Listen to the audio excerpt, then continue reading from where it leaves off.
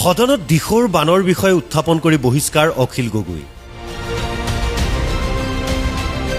সদনত সম্ভাব্য বিপদৰ কথা সকীয়াইছিল দেৱব্ৰত শইকীয়াই। বিৰোধীৰ কথাত গুৰুত্ব নিদিলে ৰাজ্য চৰকাৰে। চৰকাৰৰ হেমাহিৰ বাবে উজনিত দিশৰ প্ৰলয়। 23 জুলাইত উজনিৰ বান পৰিস্থিতিৰ কথা ক'বলৈ গৈছিল অখিল গগৈয়ে। অখিলক লাগে অতিৰিক্ত সময় নিদিয়ে অধ্যক্ষই। অৱশেষত আকুৰগুজ অখিল গগৈয়ে সদনৰ দৃষ্টি আকৰ্ষণ কৰিবলৈ গৈ টেবুলত উঠি বহিষ্কাৰ হৈছিল সদনৰ পৰা। অসম আমাৰ শিৱসাগৰৰ মানুহবিলাকৰ, চৰাইদেউৰ মানুহবিলাকৰ, যোৰহাটৰ মানুহবিলাকৰ খেতিটো কমপ্লিট শেষ ছাৰ। দোকান পোহাৰ শিৱসাগৰ টাউনৰ ভিতৰত ছাৰ এক কঁকাল পানী নদীৰ দৰে বৈ আছে ছাৰ। দোকান পোহাৰবিলাক ছাৰ কমপ্লিট শেষ হৈ গ'ল। ব্যৱসায়ী প্ৰতি ছাৰ 2 মিনিট ছাৰ এইটো আলোচনা নকৰিলে এইটো আলোচনা নকৰিলে মই ভাবোঁ যে সদন আদৰোৱা কৰি ল'ব ছাৰ। দুৰ্যোগ ফ্লাইটটো মই বানপানীটোৰ কথা কোৱা নাই ছাৰ।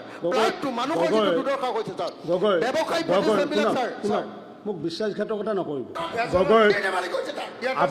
গগৈ আপুনি বিশ্বাসঘাতক কিয় কৰে?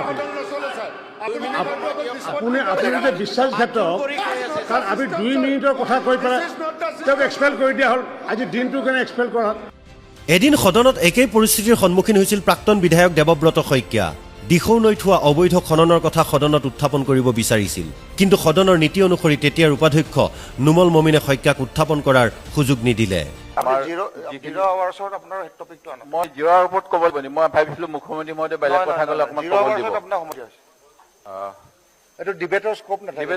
মই জানো, তথাপিতো মই কোৱা আগত মই ফৌজিত ভৰ্তি হৈছিলো, আজি উচ্ছেদ হবলগীয়া হৈছে।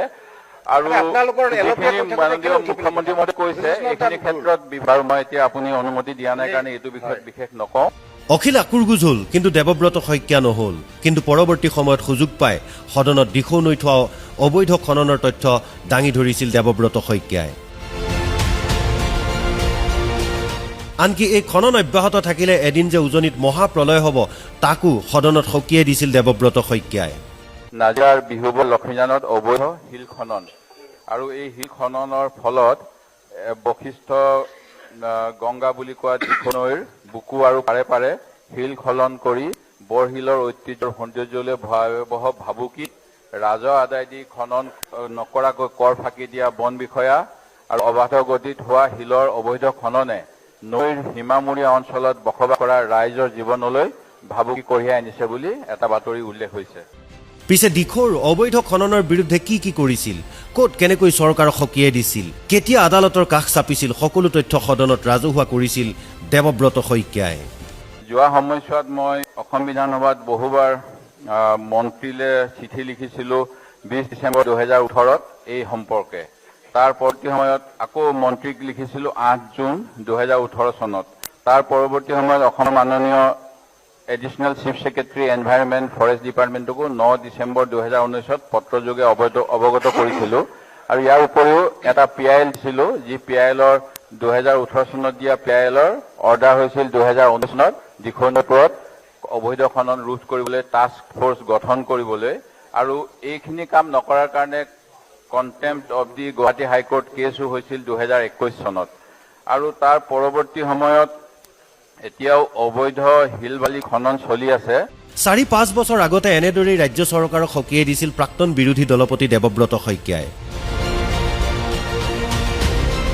এয়া বিধানসভাৰ ৰেকৰ্ড, কিন্তু ৰাজ্য চৰকাৰে বিৰোধীৰ অভিযোগক গুৰুত্ব নিদিলে আদালতৰ সকীয়নিক। দিখৌৰ বুকুত অব্যাহত থাকিল অবৈধ খনন, আৰু হয়তো তাৰ ফল আজি ভুগিছে উজনিৰ 4 জিলাৰ জনতাই। যদিহে যথা সময়ত ৰাজ্য চৰকাৰে ব্যৱস্থা ল'লেহেঁতেন আজি হয়তো উজনিৰ 4 জিলাৰ জনতাই এই ফল ভুগিব নালাগিলহেঁতেন। যদি চৰকাৰে সদনত বিৰোধীৰ অভিযোগক গুৰুত্বই নিদিয়ে, আদালতৰ নিৰ্দেশক অৱহেলা কৰে, তেন্তে ৰাজ্যৰ জনতাৰ আজিৰ দশা হোৱাটো স্বাভাৱিক। ৰমেন কলিতাৰ ৰিপৰ্ট, অসম লাইভ 24।